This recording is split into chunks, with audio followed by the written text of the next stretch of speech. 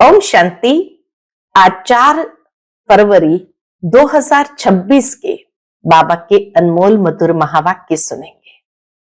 आज की मुरली में बाबा हम बच्चों को एक पारिवारिक भाषण दे रहे हैं जहां बाप और बच्चे हैं। तो बाबा कहते दुनिया में भक्त आत्माएं भगवान की महिमा करते हैं, परंतु बच्चे बाबा की क्या महिमा करेंगे। बाप तो बाप है और बाप सब बच्चों को बहुत प्यार करते हैं। तो इसीलिए जब हे बाबा कहते हैं तो हे बाबा अर्थात शिव बाबा के लिए कहते हैं। साथ ही बाबा कहते हैं बच्चे, इस ड्रामा के अंदर तुम्हें आत्म अभिमानी बनकर के अपना हीरो पार्ट बजाना है। हर एक आत्मा का अपना अपना पार्ट है। हमें किसी के पार्ट के साथ कभी रीस नहीं करनी है, क्योंकि हर आत्मा को बाबा ने यूनिक पार्ट दिया है। साथ ही साथ सवेरे सवेरे उठकर अपने आप से बातें करनी है, अर्थात अभ्यास करना है कि मैं इन शरीर की कर्मेंद्रिय से अलग हूं। बाबा आप कितना मीठा हो जो हमें दुनिया की सबसे न्यारी निराली नॉलेज देते हो। बाबा कहते ये ज्ञान सबसे न्यारा निराला है। मनुष्य आत्माएं उसको समझ ही नहीं पाते हैं, लेकिन तुम बच्चों को बाबा ने आदि मध्य अंत का संपूर्ण ज्ञान दिया है। तो सुनते हैं आज के बाबा के अनमोल मधुर महावाक्य। ओम शांति। मीठे बच्चे, संगम पर तुम्हें नई और निराली नॉलेज मिलती है। तुम जानते हो हम सब आत्माएं एक्टर्स हैं, एक का पार्ट न मिले दूसरे से। आज की मुरली से प्रश्न है, माया पर जीत पाने के लिए तुम रूहानी योद्धों को, क्षत्रियों को कौन सी युक्ति मिली हुई है। आज बाबा बच्चों को एक नया टाइटल देते हैं और कहते हैं, हे रूहानी क्षत्रियो, तुम सदा श्रीमत पर चलते रहो। आत्म अभिमानी बन बाप को याद करो। रोज सवेरे सवेरे उठ याद में रहने का अभ्यास डालो। माया पर विजय प्राप्त कर लेंगे। ये अभ्यास डालेंगे तो माया पर विजय प्राप्त कर लेंगे। उल्टे सुलटे संकल्पों से बच जाएंगे। याद की मीठी युक्ति माया जीत बना देंगी। आज की मुरली से पहले गीत बजा है, जिसका साथी है भगवान, उसको क्या रोके आंधी और तूफान। ओम शांति। ये मनुष्य के बनाए हुए गीत है, इनका अर्थ कोई कुछ भी नहीं जानते। गीत भजन आदि गाते हैं, महिमा करते हैं भक्त लोग, परंतु जानते कुछ भी नहीं। भगवान की महिमा जरूर करते हैं और वो महिमा बनी है कर्तव्य के आधार पर, लेकिन न कर्तव्य को जान पाते हैं न महिमा के बोल समझ पाते हैं। महिमा बहुत करते हैं। तुम बच्चों को कोई महिमा नहीं करनी है। बच्चे बाप की कभी महिमा नहीं करते। कितना पारिवारिक भाषण बाबा देते हैं। बाप और बच्चों का प्यार है तो इसमें महिमा नहीं करते हैं। बाप जानते हैं ये हमारे बच्चे हैं। भक्त आत्माएं एक तरफ महिमा भी करेंगे, दूसरे तरफ उनके कर्म एकदम अलग हैं।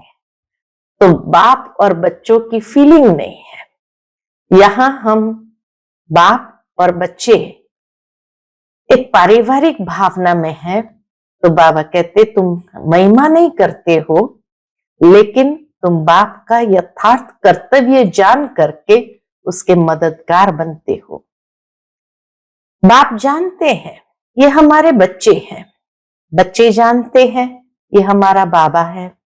अभी ये बेहद की बात है, फिर भी सब बेहद के बाप को याद करते हैं। अब तक भी याद करते रहते हैं। भगवान को कहते हैं, क्या कहते हैं मनुष्य, हे बाबा। इनका नाम शिव बाबा है। जैसे हम आत्माएं हैं वैसे शिव बाबा है। वह है परम आत्मा जिसको सुप्रीम कहा जाता है। उनके हम बच्चे हैं। उनको सुप्रीम सोल कहा जाता है। उनका निवास स्थान कहाँ है? परम धाम में। सब सोल्स वहां रहती है। एक्टर्स ही सोल्स है। तुम जानते हो नाटक में एक्टर्स नंबरवार होते हैं। हर एक के पार्ट अनुसार उनके तनख्वाह यानी पगार मिलती है। सब आत्माएं जो वहां रहती है परमधाम में, जो सब आत्माएं रहती है, सब पार्टधारी है, परंतु नंबरवार सबको पार्ट मिला हुआ है। रूहानी बाप बैठ समझाते हैं कि रूहों में कैसे अविनाशी पार्ट नूंदा हुआ है। सब रूहों का पार्ट एक जैसा नहीं हो सकता। सब में ताकत एक जैसी नहीं। तुम जानते हो कि सबसे अच्छा पार्ट उनका है। इनका जो पहले शिव की रुद्रमाला में है। नाटक में जो बहुत अच्छे अच्छे एक्टर्स होते हैं उनकी कितनी महिमा होती है। सिर्फ उनको देखने लिए भी लोग जाते हैं। आजकल सेलिब्रिटीज को देखने के लिए भी लोग जाते हैं। तो ये बेहद का ड्रामा है। इस बेहद के ड्रामा में भी ऊंच एक बाप है। ऊंचते ऊंच एक्टर, क्रिएटर, डायरेक्टर भी कहे, वह सब है हद के एक्टर्स, डायरेक्टर्स आदि। उनको अपना छोटा पार्ट मिला हुआ है। पार्ट आत्मा बजाती है, परंतु देह अभिमान के कारण कह देते कि मनुष्य का ऐसा पार्ट है। बाप कहते हैं पार्ट सारा आत्मा का है। आत्म अभिमानी बनना पड़ता है। बाप ने समझाया है कि सतयुग में आत्म अभिमानी होते हैं, वहां नेचुरल आत्म अभिमानी होते हैं। बाप को नहीं जानते। यहाँ कलयुग में तो आत्म अभिमानी भी नहीं और बाप को भी नहीं जानते। अभी तुम आत्म अभिमानी बनते हो तो बाप को भी जानते हो। तुम ब्राह्मणों को निराली नॉलेज मिलती है। ये सारी नॉलेज है निराली, न्यारी। तुम आत्मा को जान गए हो कि हम सब आत्माएं एक्टर्स हैं। सबको पार्ट मिला हुआ है जो एक न मिले दूसरे से। हर एक आत्मा यूनिक है। वह पार्ट सारा आत्मा में है। यूं तो जो नाटक बनाते हैं वह भी पार्ट आत्मा ही धारण करती है। अच्छा पार्ट भी आत्मा ही लेती है। आत्मा ही कहती है मैं गवर्नर हूं, फलाना हूं, परंतु आत्म अभिमानी नहीं बनते। सतयुग में समझेंगे कि मैं आत्मा हूं, एक शरीर छोड़ दूसरा लेना है। बस इतना ही समझते कि एक शरीर छोड़ दूसरा लेना है। परमात्मा को वहां कोई नहीं जानते। इस समय तुम सब कुछ जानते हो। शूद्रों और देवताओं से तुम ब्राह्मण उत्तम हो। इतने ढेर ब्राह्मण कहां से आएंगे? जो बनेंगे लाखों आते हैं प्रदर्शनी में। जिसने अच्छी तरह समझा, ज्ञान सुना, वह प्रजा बन गए। एक एक राजा की प्रजा बहुत होती है। तुम प्रजा बहुत बना रहे हो। प्रदर्शनी प्रोजेक्टर से कोई समझकर अच्छे भी बन जाएंगे। सीखेंगे, योग लगाएंगे, अभी वह निकलते जाएंगे। जो योग सीखेंगे, लगाएंगे, बाबा कहे वो निकलते जाएंगे। प्रजा भी निकलेगी, फिर शाहूकार, राजा रानी, गरीब आदि सब निकलेंगे। इसी ज्ञान के आधार से निकलेंगे। प्रिंस प्रिंसेस बहुत होते हैं। सतयुग से त्रेता तक प्रिंस प्रिंसेस बनने हैं। सिर्फ 8 व 108 तो नहीं होंगे, लेकिन अभी सब बन रहे हैं। तुम सर्विस करते रहते हो। यह भी नथिंग न्यू। तुमने कोई फंक्शन किया, यह भी नई बात नहीं। अनेक बार किया है, फिर संगम पर यही धंधा करेंगे और क्या करेंगे? बाप आएंगे पतितों को पावन बनाने। इसको कहा जाता है वर्ल्ड की हिस्ट्री, ज्योग्राफी, नंबरवार तो हर बात में होता ही है। तुम्हारे में जो अच्छा भाषण करते हैं तो सब कहेंगे कि इसने बहुत अच्छा भाषण किया। दूसरे का सुनेंगे तो भी कहेंगे पहले वाले अच्छा समझाते थे। तीसरे फिर उनसे तीखे होंगे तो कहेंगे ये उनसे भी तीखे हैं। हर बात में पुरुषार्थ करना होता है कि हम उनसे ऊपर जाए। होशियार जो होते हैं वह झट हाथ उठाएंगे भाषण करने लिए। तुम सब पुरुषार्थी हो, आगे चल मेल ट्रेन बन जाएंगे। स्लो ट्रेन से, पैसेंजर से मेल ट्रेन, फास्ट ट्रेन बन जाएंगे। जैसे मम्मा स्पेशल मेल ट्रेन थी, बहुत जल्दी कर्मातीत अवस्था को पा लिया। बाबा का तो पता ही नहीं पड़ेगा क्योंकि दोनों इकट्ठे हैं। तुम समझ नहीं सकेंगे कि कौन कहते हैं। तुम सदैव समझो कि शिव बाबा समझाते हैं। बाप और दादा दोनों जानते हैं, परंतु वह अंतर्यामी है। शिव बाबा को कहते अंतर्यामी। बाहर से कहते हैं ये तो बहुत होशियार है। बाप भी महिमा सुन खुश होते हैं। लौकिक बाप का भी कोई बच्चा अच्छी तरह पढ़कर उच्च पद पाता है तो बाप समझते हैं कि ये बच्चा अच्छा नाम निकालेगा। यह भी समझते हैं कि फलाना बच्चा इस रूहानी सर्विस में होशियार है। मुख्य तो भाषण है। इसको बाप का संदेश देना, समझाना। बाबा ने मिसाल भी बताया था कि किसको 5 बच्चे थे तो कोई ने पूछा कि तुमको कितने बच्चे हैं तो बोला कि 2 बच्चे हैं।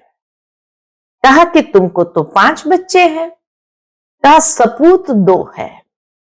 यहां भी ऐसे है, बच्चे तो बहुत है, बाबा के पास भी बच्चे तो बहुत है।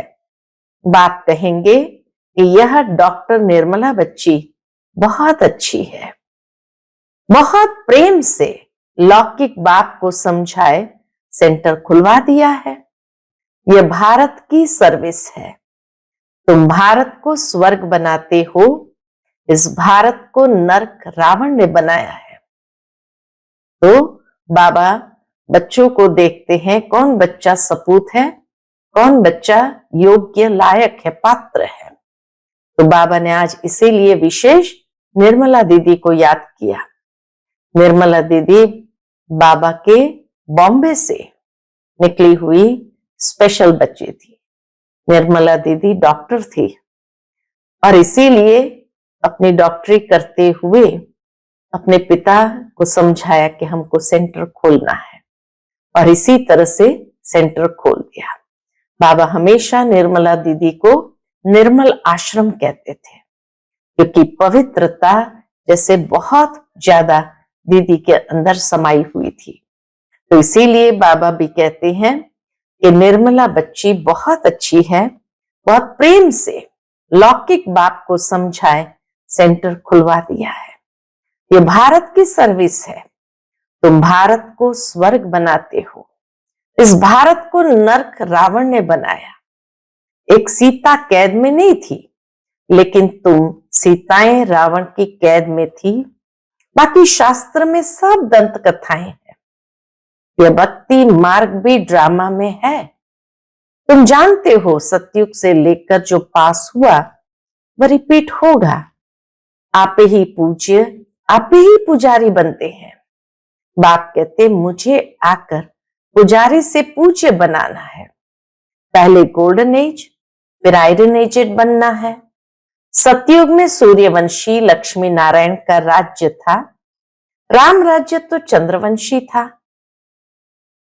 इस समय तुम सब रूहानी क्षत्रिय हो, अर्थात रूहानी योद्धे हो। लड़ाई के मैदान में आने वाले को क्षत्रिय कहा जाता है। तुम हो रूहानी क्षत्रिय, बाकी वह है जिस्मानी क्षत्रिय। उनको कहा जाता है बाहुबल से लड़ना झगड़ना। शुरू में मल्ल युद्ध होते थे, बाबा कहे शुरू शुरू में मल्ल युद्ध होते थे, बाहों आदि से आपस में लड़ते थे, फिर विजय को पाते थे। अभी तो देखो बॉम्ब्स आदि बने हुए हैं। तुम भी क्षत्रिय हो, वह भी क्षत्रिय है। अंतर क्या है? तुम माया पर जीत पाते हो, श्रीमत पर चल, तुम हो रूहानी क्षत्रिय। रूहें ही सब कुछ कर रही है इन शरीर की कर्मेंद्रिय द्वारा। रूह को बाप आकर सिखलाते हैं, बच्चे मुझे याद करने से फिर माया खाएगी नहीं, तुम्हारे विकर्म विनाश होंगे और तुमको उल्टा सुल्टा संकल्प नहीं आएगा। बाप को याद करने से खुशी भी रहेगी। इसीलिए बाप समझाते हैं, क्या समझाते हैं? कि बच्चे सवेरे उठकर अभ्यास करो। क्या अभ्यास करेंगे? वह भी बाबा सिखाते। बाबा आप कितने मीठे हो। आत्मा कहती है बाबा, बाप ने पहचान दी है, मैं तुम्हारा बाप हूं। तुमको सृष्टि के आदि मध्य अंत का नॉलेज सुनाने आया हूं। यह मनुष्य सृष्टि का उल्टा झाड़ है। ये वैरायटी धर्मों की मनुष्य सृष्टि है। इसको कहा जाता है विराट लीला। ये वैरायटी धर्मों की मनुष्य सृष्टि को कहा जाता विराट लीला। बाप ने समझाया है कि इस मनुष्य झाड़ का मैं बीज रूप हूं। मुझे याद करते हैं, कोई किस झाड़ का है, कोई किस झाड़ का है, फिर नंबरवार निकलते हैं। ये ड्रामा बना हुआ है। कहावत है कि फलाने ने धर्म स्थापक पैगंबर को भेजा। कहावत है कि फलाने ने धर्म स्थापक पैगंबर को भेजा, परंतु वहां से भेजते नहीं है। परमधाम से कोई किसको भेजते नहीं है। समय अनुसार उनका पाठ जैसे ही होता है वैसे वो आत्मा नीचे उतरती है। ये ड्रामा अनुसार रिपीट होता है। यह एक ही है जो धर्म और राजधानी स्थापन कर रहे हैं। ये दुनिया में कोई भी नहीं जानते। अभी है संगम, विनाश की ज्वाला प्रज्वलित होनी है। यह है शिव बाबा का ज्ञान यज्ञ। उन्होंने रुद्र नाम रख दिया है। प्रजापिता ब्रह्मा द्वारा तुम ब्राह्मण पैदा हुए, तुम उच्च ठहरे ना। पीछे और बिरादरियां निकलती हैं। वास्तव में तो सब ब्रह्मा के बच्चे हो। ब्रह्मा को कहा जाता है ग्रेट ग्रेट ग्रैंडफादर। सीजरा है। पहले पहले ब्रह्मा उच्च, फिर सीजरा निकलता है। कहते हैं भगवान सृष्टि कैसे रचते हैं? रचना तो है। जब वह पतित होते हैं तब उनको बुलाते हैं। वही आकर दुखी सृष्टि को सुखी बनाते हैं। इसीलिए बुलाते हैं बाबा दुख हरता सुख करता आओ। नाम रखा है हरिद्वार। हरिद्वार अर्थात हरि का द्वार। वहां गंगा बहती है। समझते हैं हम गंगा में स्नान करने से हरि के द्वार चले जाएंगे। लोग हरिद्वार पर जाकर के विशेष गंगा में स्नान करते हैं, समझते हैं यहां स्नान करने से हम हरि के द्वार चले जाएंगे। परंतु हरि का द्वार है कहां? वह फिर से कृष्ण को कह देते हैं हरि का द्वार तो शिव बाबा है। दुख हरता सुख करता। पहले तुमको जाना है अपने घर। तुम बच्चों को अपने बाप का और घर का अभी मालूम पड़ा है। बाप की गद्दी थोड़ी ऊंची है। फूल है ऊपर में, फिर युगल दाना, उससे नीचे फिर है विजयंती माला, सो विष्णु की माला। विष्णु के गले का हार, वही फिर विष्णुपुरी में राज्य करते हैं। ब्राह्मणों की माला नहीं है। क्यों? क्योंकि घड़ी घड़ी टूट पड़ते हैं। बाप समझाते हैं कि नंबरवार तो है ना। आज ठीक है, कल तूफान आ जाते हैं। ग्रहाचारी आने से ठंडे हो जाते हैं। बाप कहते मेरी बनंती आश्चर्यवत सुनंती कथंती, ध्यान में जावंती, माला में पिरोवंती, फिर एकदम भागंती, चांडाल बनंती। फिर माला कैसे बने, इसीलिए ब्राह्मणों की माला बनती नहीं। तो बाप समझाते हैं कि ब्राह्मणों की माला नहीं बनती। भक्त माला में मुख्य फीमेल्स में मीरा और मेल्स में नारद। संगम पर बाप ही आकर सबको मुक्ति, जीवन मुक्ति देते हैं। बच्चे समझते हैं हम ही स्वर्ग के मालिक थे, अभी नरक में है। बाप कहते कि नरक को लात मारो, स्वर्ग की बादशाही लो। जो तुम्हारी रावण ने छीन ली है, वही स्वर्ग की बादशाही वापस लेनी है जिसको रावण ने छीन ली है। ये तो बाप ही आकर बताते हैं। वह इन सब शास्त्रों, तीर्थों आदि को जानते हैं। बीज रूप है ना बाबा, बीज रूप है ना, ज्ञान का सागर, शांति का सागर, ये आत्मा कहती है। बाप समझाते हैं कि लक्ष्मी नारायण सतयुग के मालिक थे। उनके आगे क्या था, सतयुग के आगे क्या था? जरूर कलयुग का अंत होगा तो संगम युग हुआ होगा, फिर अब स्वर्ग बनता है। बाप को स्वर्ग का रचयिता कहा जाता है। स्वर्ग स्थापन करने वाला ये लक्ष्मी नारायण स्वर्ग के मालिक थे। इन्हों को वर्षा कहां से मिला, इन्हों को वर्षा कहां से मिला? स्वर्ग के रचता बाप से। बाप का ही यह वर्षा है। तुम कोई से भी पूछ सकते हो कि लक्ष्मी नारायण को सतयुग की राजधानी थी कैसे ली, कोई बता नहीं सकेंगे। यह दादा भी कहता है कि मैं नहीं जानता था, पूजा करता था परंतु जानता नहीं था। अब बाप ने समझाया है, ये संगम पर राजयोग सीखते हैं। गीता में ही राजयोग का वर्णन है। सिवाय गीता के और कोई भी शास्त्रों में राजयोग की बात नहीं है। बाप कहते हैं मैं तुमको राजाओं का राजा बनाता हूं। भगवान ने ही आकर नर से नारायण बनने की नॉलेज दी है। भारत का मुख्य शास्त्र है गीता। गीता कब रची गई यह नहीं जानते। बाप कहते कल्प कल्प संगम पर आता हूं। जिनको राज्य दिया था वो राज्य गंवाकर फिर तमो प्रधान दुखी बन पड़े हैं। रावण का राज्य है, सारे भारत की ही कहानी है। भारत है ऑलराउंड, और तो सब बाद में आते हैं। बाप कहते हैं तुमको 84 जन्मों का राज बताता हूं। 5000 वर्ष पहले तुम देवी देवता थे। तुम अपने जन्मों को नहीं जानते हो। हे भारतवासियों, कितना प्यार से बाबा कहते तुम अपने जन्मों को नहीं जानते हो। हे भारतवासियों, बाप आते हैं अंत में। आदि में आए तो आदि अंत का नॉलेज कैसे सुनाए? सृष्टि की वृद्धि ही नहीं हुई है तो समझाएं कैसे? वहां तो नॉलेज की दरकार ही नहीं है। बाप अभी संगम पर ही नॉलेज देते हैं। नॉलेजफुल है ना, जरूर नॉलेज सुनाने अंत में आना पड़े। आदि में तुमको क्या सुनाएंगे, ये समझने की बातें हैं। भगवान उवाच, मैं तुमको राजयोग सिखाता हूं। यह यूनिवर्सिटी है पांडव गवर्नमेंट की। अभी है संगम, यादव, कौरव और पांडव। उन्होंने बैठ सेनाएं दिखाई है। बाप समझाते हैं यादव कौरव विनाश काले विपरीत बुद्धि, एक दो को गाली देते रहते हैं।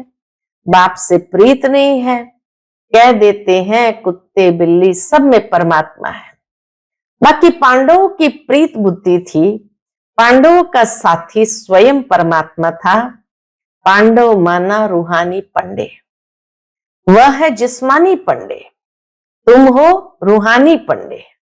तो बाबा कहे पांडव माना ही रूहानी पंडे। दुनिया में है जिस्मानी पंडे, बाबा कहते तुम हो रूहानी पंडे। अच्छा, मीठे मीठे सिकिलदे बच्चों प्रति माता पिता बाप दादा का याद प्यार और गुड मॉर्निंग। रूहानी बाप की रूहानी बच्चों को नमस्ते। हम सब रूहानी बच्चों की रूहानी माता पिता बाप दादा को याद प्यार गुड मॉर्निंग और नमस्ते।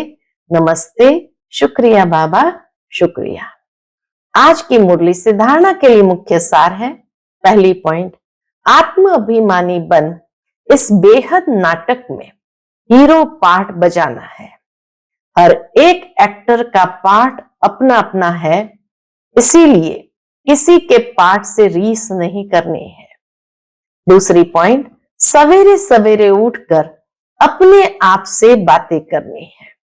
अभ्यास करना है, मैं इन शरीर की कर्मेंद्रिय से अलग हूं।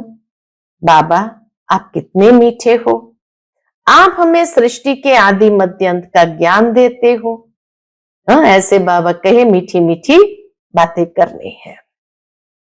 आज का बाप दादा का मधुर वरदान हम बच्चों के प्रति है, बाप के संस्कारों को अपना निजी संस्कार बनाने वाले व्यर्थ व पुराने संस्कारों से मुक्त भव।